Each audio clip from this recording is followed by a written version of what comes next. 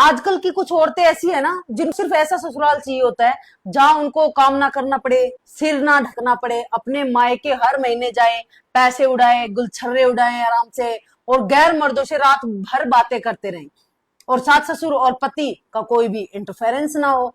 तो ये चीजें आजकल की एक औरत को या लड़कियों को चाहिए ही चाहिए है। अगर ये चीजें उनको नहीं मिलती है तो वो करती क्या है, वो डायरेक्ट उनको धमकियां दे देती है कि मैं तो कोर्ट में जाऊंगी, या फिर मैं तो तलाक लूंगी, मेंटेनेंस लूंगी। और अगर उनको इस बीच अगर उनको बच्चा हो जाता है तो उनके लिए तो लॉटरी सिस्टम हो जाता है, क्योंकि आजकल वो घर बसाने के दिमाग से नहीं आती वो औरतें। जो कुछ एक औरतों की मैं बात कर रही हूँ, यहाँ पे सभी नहीं है, 90% औरतें आजकल ऐसी है। और वो ये ना कहते हैं खरबूजे को देख के खरबूजा रंग बदलता है, तो वो चीजें आजकल हो रही है। अगर उसने किया तो मैं भी यही काम करूंगी, तो ये चीजें हो रही है। और अगर इसी बीच बच्चे पैदा हो जाते हैं तो बच्चों की आड़ में वो अपने पति से अपनी सारी प्रॉपर्टी जायदाद या फिर मेंटेनेंस लेने की कोशिश करती है, क्योंकि हर महीने बैठ के आराम से अपने मायके उनको मेंटेनेंस मिलता रहे, 40 50 60 70 जितना भी अगर वो लेना चाहती हैं वो मिलता रहे, और अपने आशिक के साथ गुलछर्रे उड़ाती रहे। तो ये चीजें आज के टाइम में हो रही हैं।